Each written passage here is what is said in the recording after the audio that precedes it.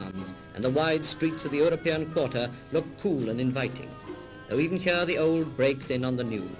The patient donkey trots on a surface designed for limousines. You pass women wearing the traditional yasmak, women whose face no man except their husband must ever look upon.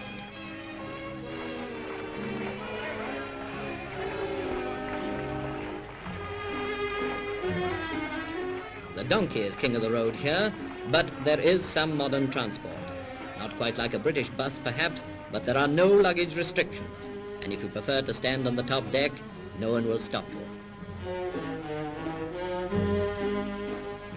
In the streets, many-colored robes mingle with the older-fashioned white, and the children wear their hair shaven with this peculiar twisted pigtail.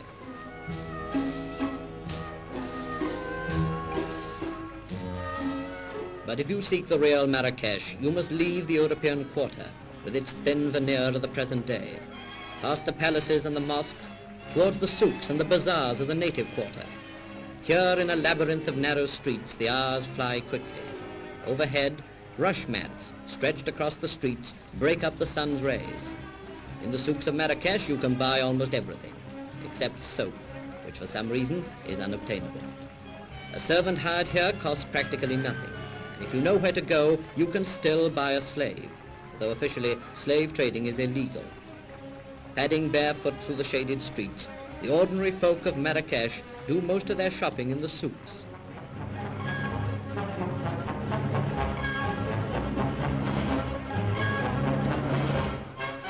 Even here the West has caught up with them. On show are the latest things in underwear.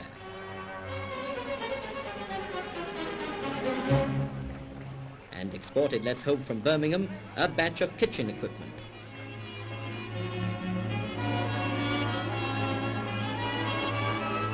Alongside the new, squatting behind his wares, is the spice seller.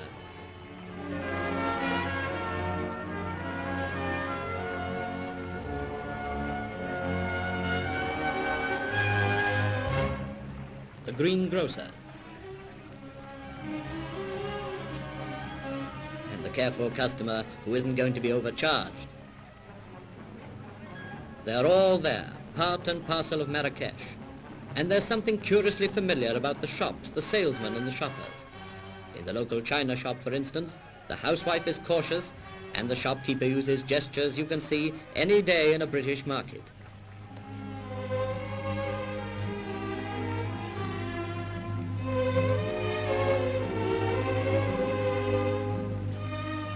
In Marrakesh, time has paused in its tracks.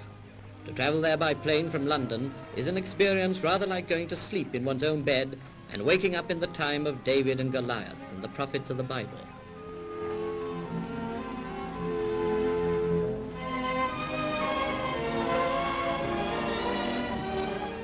Prominent figures in the marketplace are the doctors. They display few medicines, but a multitude of charms.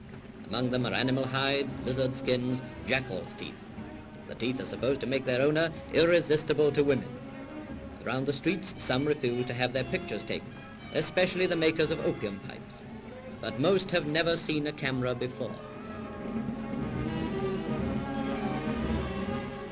Every street has its quota of beggars, but the marketplace seems to be their gathering ground. Quite near, and as busy as the narrower streets of the souks, you find the orange market. Thousands of cases, some of them perhaps destined for Britain, are examined and priced. After long haggles, they change hands, and the sellers go back to their groves to replenish their stocks from the loaded trees.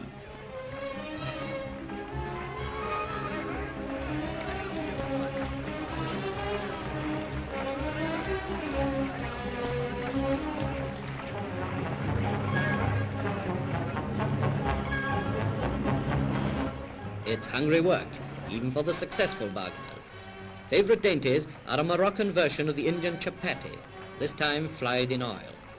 Money is hard earned in Marrakesh, but if there are a few francs to spare, 10 to 1 it goes to the seller of Arabian mint tea.